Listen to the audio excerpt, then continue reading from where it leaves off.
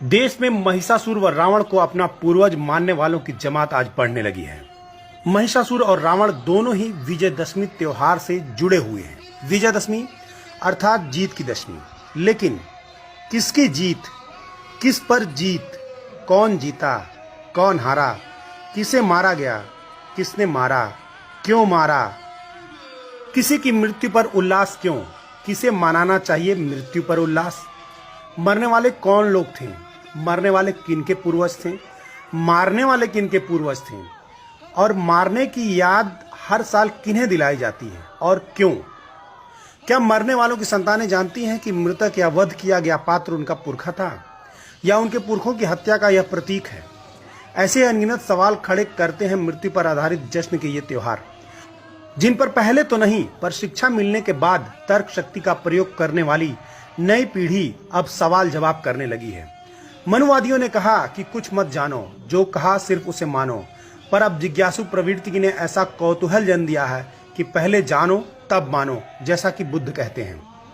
पूर्व में ऐसा था जैसे कि कोई शेर का बच्चा मेमनों की भीड़ में खो गया हो, जो जवान होने के साथ मेमनों के साथ रहते रहते मेमनों जैसा बोलने का आचरण करने लगा। लेकिन कालांतर में जब कोई उसकी जमात का शेर मिला और उसे एहसास कराया कि तुम मेमना नहीं बल्कि शेर हो, तो उसके अंदर का शेर सा व्यवहार उत्पन्न हो सका। ठीक ऐसे ही हजारों वर्ष पहले हमारी बहुजन आबादी व गुलामी की जंजीरों में जकड़ी होने से उसकी बुद्धि व विवेक मनुवादियों के वहां बंधक पड़ गई थी, जो शिक्षा के साथ अपने बंधनों को तोड़ स्वतंत्र होने की तरफ अग्रसर है। तभी तो उस महिषासुर को, जिसे हम कलंकित असुर, राक्षस, बुरा चरित्र आदि का कहकर हे दृष्टि से देखते थे, आज उसकी शहादत दिवस, उसे मारने का मंचन करने वालों पर मुकदमा दर्ज करवाने की शुरुआत व देवी दुर्गा की जगह महिषासुर को पिता की दृष्टि से देखते हुए उसे सार्वजनिक तौर पर चुम्बन लेने तक की साहसिक स्थितियां पैदा होने लगी हैं। सोशल मीडिया पर एक वायरल चित्र जिसमें पुरखा महिषासुर को श्रद्धावश चुम्बन कर रही है, बहुत कुछ बयां कर रहा है। अब वह संकोच खत्म होने लगा है कि महिषासुर या रावण को अपना मानने वाले या अपने कुल परंपरा का जानने वाले लोग छुपने वाले नहीं हैं, बल्कि उन साजिशों को समझने लगे हैं जिसके तहत उनके राजाओं, नायकों को कथित असुर घोषित कर छल से मारा गया। आज आदिवासी बेटी डॉक्टर सुषमा अपने साथ असुर जोड़कर खुद को गर्व के साथ असुर पुत्र घोषित कर रही हैं। झारखंड के मुख्यमंत्री शिबू सोरेन जी रावण दहन पर रावण को जलाने का इनकार करते हुए रावण को अपना पूर्वज कह चुके हैं। तमिलनाडु के पूर्व मुख्यमंत्री करुणानिधि जी की बेटी कनिमोझी जी खुद को असुर शूद्र पुत्री संसद में कह चुकी हैं। समाजवादी पार्टी के प्रोफेसर राम गोपाल यादव जी समूची ओबीसी कम्युनिटी को राज्यसभा में शूद्र कह चुके हैं। छत्तीसगढ़ के मुख्यमंत्री भूपेश बघेल के पिता जी व छत्तीसगढ़ के पेरियार के नाम से विख्यात नंद कुमार बघेल जी रावण को बहुजनों का पूर्वज बताते हुए रावण को मत जलाओ नामक किताब लिख चुके हैं, जो वर्तमान में प्रतिबंधित है। प्रख्यात लेखक सुभाष गुप्ता जी अपना नाम मुद्रा राक्षस में लिख रहे हैं।